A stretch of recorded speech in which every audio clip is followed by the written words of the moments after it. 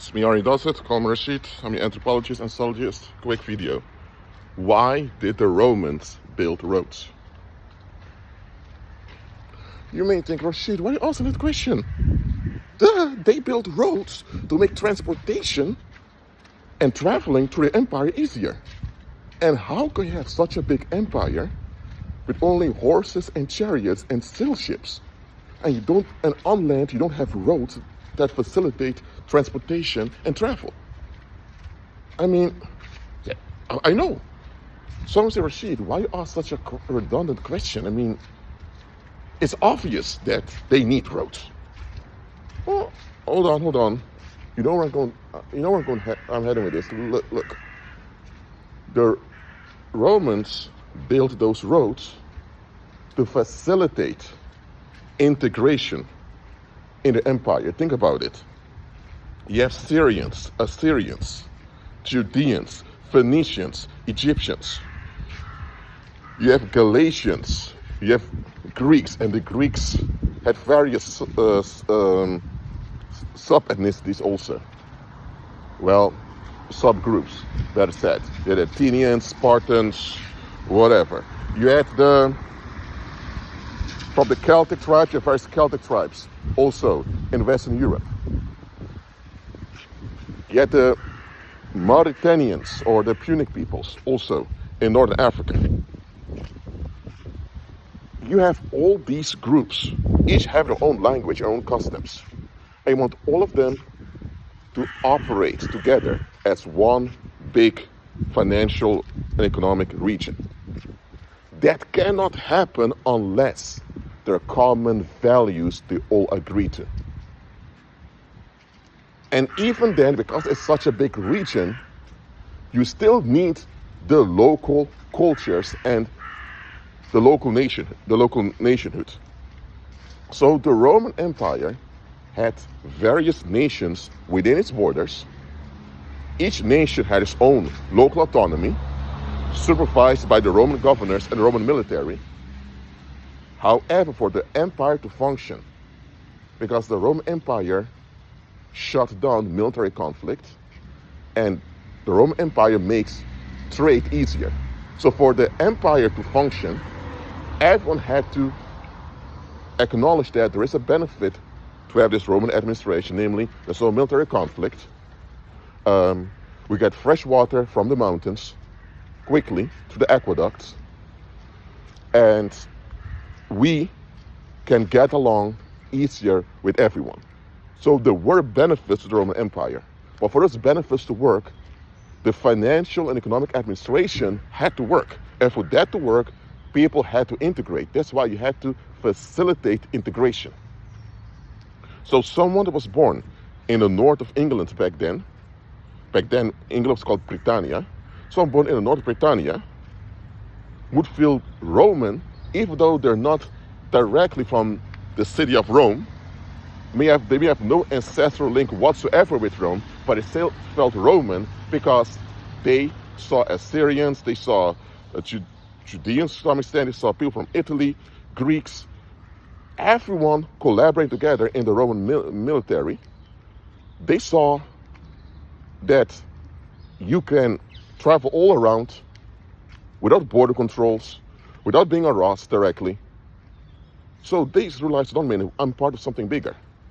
So someone all the way in the north of Britain, someone in what they call Morocco, someone all the way in what they call Armenia, they all had the conviction we're part of this empire that benefits all of us and is worthwhile to preserve. This integration would have never happened if there were no Roman roads. Because without Roman roads, how can the military travel easily? Let's say there's a revolt happening somewhere in the south of Egypt. And let's say you have soldiers who have to move all the way from Syria to the south of Egypt. Well, if there are no well-functioning roads, it's going to be quite difficult, almost impossible to maintain order. Or let's say there are pirates that are bothering people somewhere on the Mediterranean. Now, the Romans were not that good when it comes to their navy, but because they had efficient roads, even the pirates need those roads to travel. And at the roads, they had patrols. So the Roman roads facilitated integration, which was necessary for the empire to function. Now, okay, why did I even speak about Roman roads and the integration of the Roman Empire? Because I want to illustrate to you that they had to facilitate. When you facilitate something, you make it easier. You push for it. For example, if I open a Discord server, and I even say playing this Discord server is for people to talk about history. And you don't have to pay a membership fee, none of that. You can just log into your Discord account and you're there. What am I doing? I'm triggering people to discuss history. I'm facilitating an outlet for people to talk about history. I'm facilitating it. Okay, let's talk about something else. Let's say about drug dealing. Why do people take drugs? It's to self-medicate emotional damage. So, if a community does not look well after their own, that means you're going to have a lot of emotionally damaged adults, and emotionally damaged adults will eventually self-medicate one way or the other, whether it's through alcohol or drugs or porn or whatever. So by people not looking after their own, they're facilitating addictions, including drug addictions, and with facilitating drug addictions, they're facilitating the drug trade.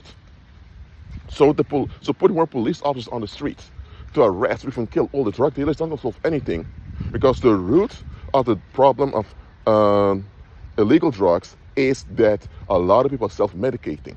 And why people self-medicating? Because they are neglected by their own. So community neglect or public neglect facilitates addictions and those who exploit addictions, whether it's the illegal trade in illegal drugs, or whether it's people opening a lot of nightclubs, people get drunk, and all type of other stuff happens. So, in this case, you facilitate destruction. But what if you have a community where people often ask, how are you doing? Are you okay? Or where people see, oh, this guy or this woman, they need help, let's intervene. If you have a community that looks after their own, guess what? Rarely will someone self-medicate in that community, because it's an actual community. Can you open a nightclub over there? Yes, you can. Is nightclubs going to be successful? Likely not. So, and because people are not prone to self-medicate, they tend to be more involved with one another. So you tend to have more sexual relationships that turn to marriages, because that's how it happens in the world. And you have more children being born. So now they're facilitating population growth, and they're facilitating family formation, and they're facilitating economic growth also, because if you have a higher population, you have more economic opportunities. So, to facilitate something is to make it easier or smoother, or let's say, to facilitate something means that you push it to such an extent that it's so easy to do it. Facilitating something is the opposite of resisting something. For example, let's say you have a bunch of Indians coming all the way to the United States and they want to open a car dealership. If you have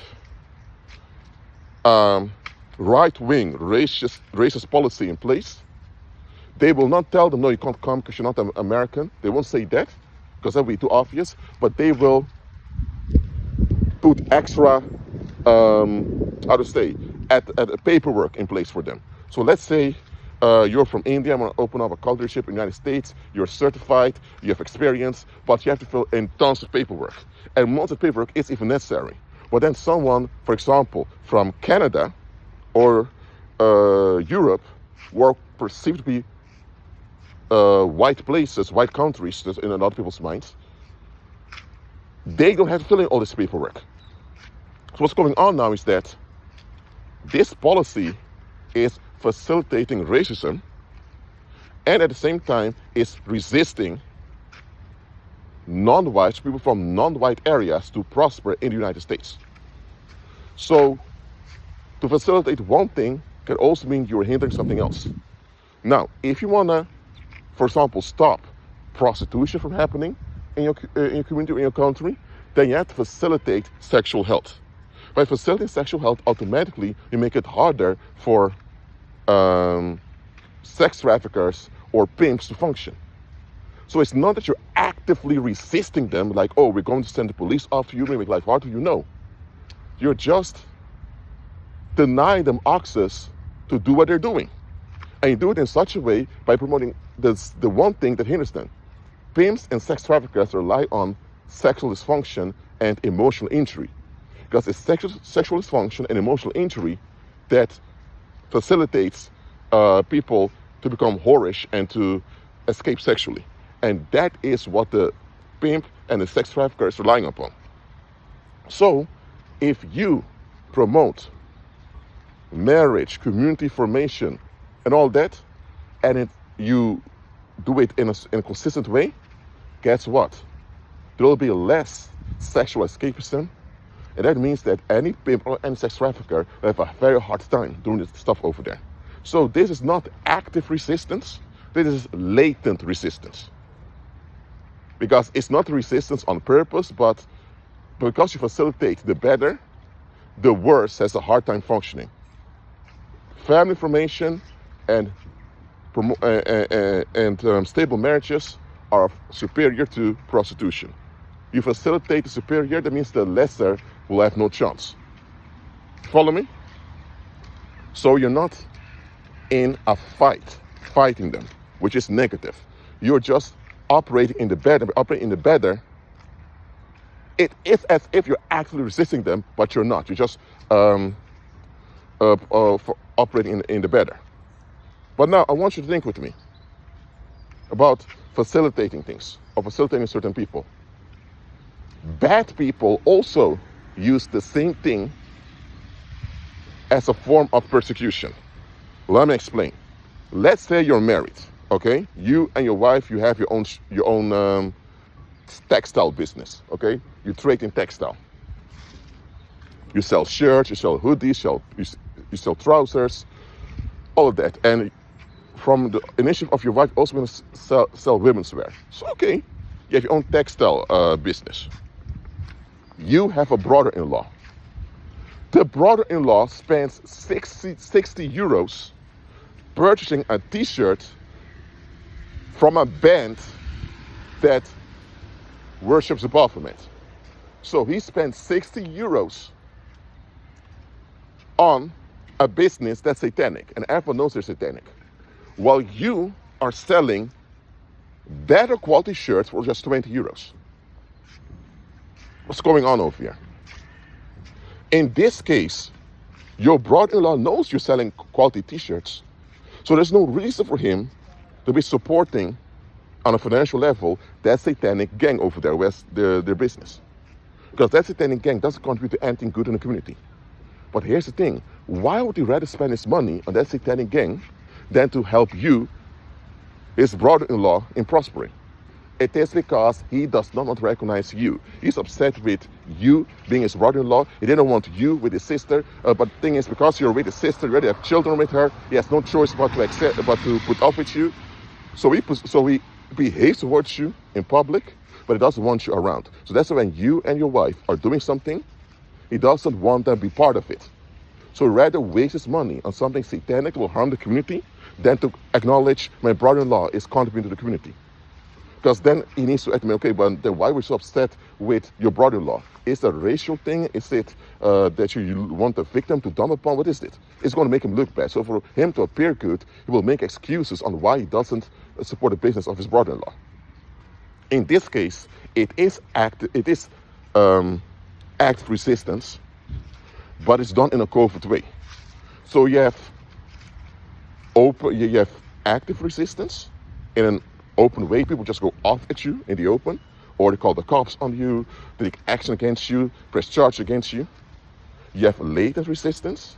Latent resistance is when people promote something else, facilitate something else, and because of that other thing gets more advanced and other things are not.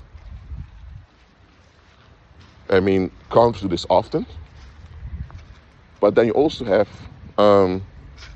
covert resistance.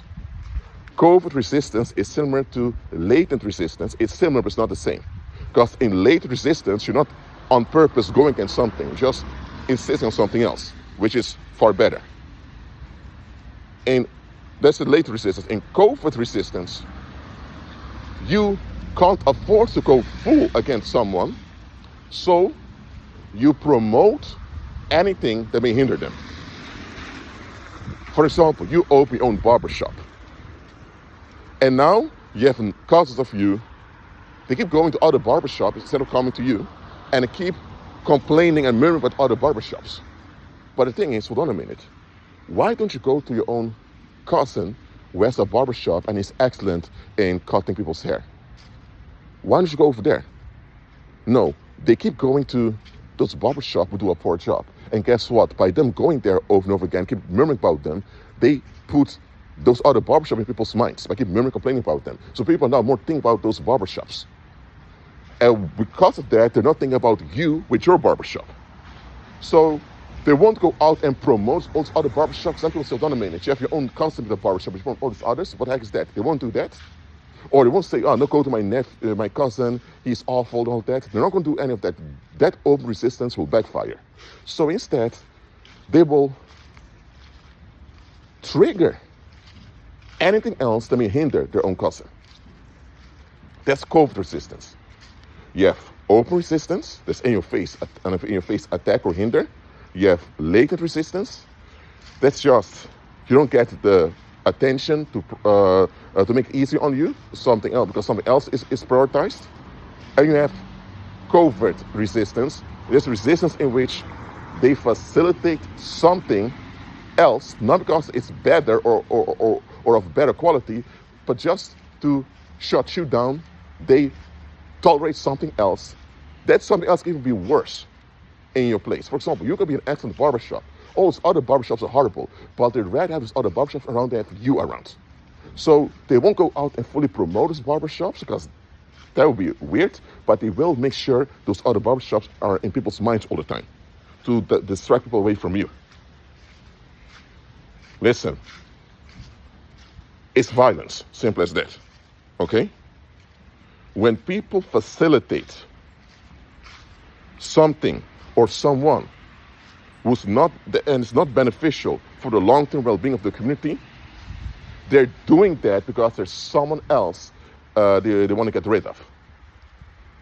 So if, for example, the United States opens its borders to all these people from Asia to come in and work easily, they facilitate Asian migrants to settle in the United States, get a green card, all that easily, open business, get loans easily.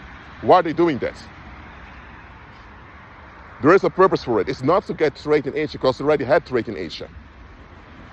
Because there's a domestic population they want to look down upon, namely the black community. So they can't go off full against the black community like they did with lynchings and all of that, because that's not going to work anymore. So they do a covert resistance by facilitating other migrants to come in. Now, I'm not saying that the Asians that came to America didn't contribute at all. However, some did, but you need to remember, a lot of Asians that came in the 1960s and 70s came with criminality. Big criminality. The United States imported big criminality in late 1960s, 1970s, still till the 1980s, where all those Asian migrants came in. And still, they didn't stop the migration of those Asians coming in. Why? Because they rather put up with those criminal Asians coming from Asia and make things difficult in the United States than to have the black population they've looked down upon all the time to prosper in their face. That's why. So, what are people facilitating? Examine this. What are people facilitating? And now I want to talk to you. Stop facilitating danger towards yourself. If people around you, I don't care about your mom, your dad, or someone from work, or a friend of yours, or just someone in the neighborhood, or a stranger, I don't care who they are, you need to check what they are. If someone around you is not interested in improving and being safe and trustworthy, which is an obligation we all have towards one another as human beings, if not into that, that means that they are part of the problem, keeping unrest around. They're facilitating unrest and facilitating Satan and the fallen angels to operate. That's what they're doing. They are facilitating demons. They're facilitating danger. That means they're also making things hard on you. They don't have to be gang stalkers or devil worshippers throwing psychic missiles at you. They don't have to be a hitman that's sent to shoot you or stab you.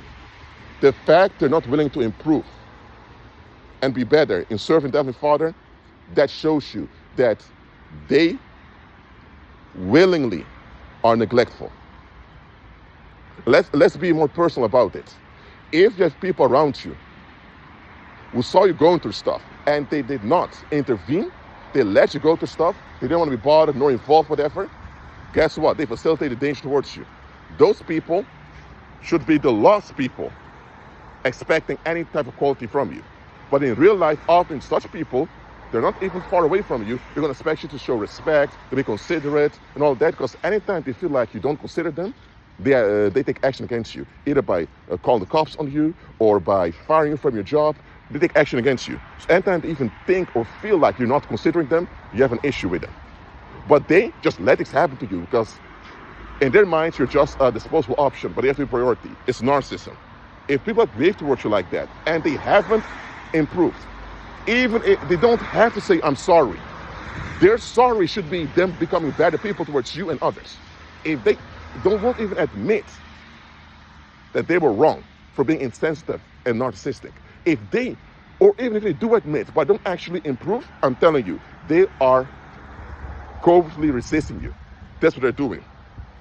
Because they can't get away openly attacking you, that's why they're doing it this way. You should recognize such people and deny access to you. If it's your mom or dad, don't talk to them. If you have to talk to them on the phone once in a while. You know what I mean? Or if it's people from work, then you stay cordial with them as colleagues, but at some point you need to leave their job. What I'm saying is we have to stop as believers. We have to stop facilitating danger towards ourselves. We can't complain that Satan is after us, making it hard on us, if we're the ones facilitating Satan's enablers.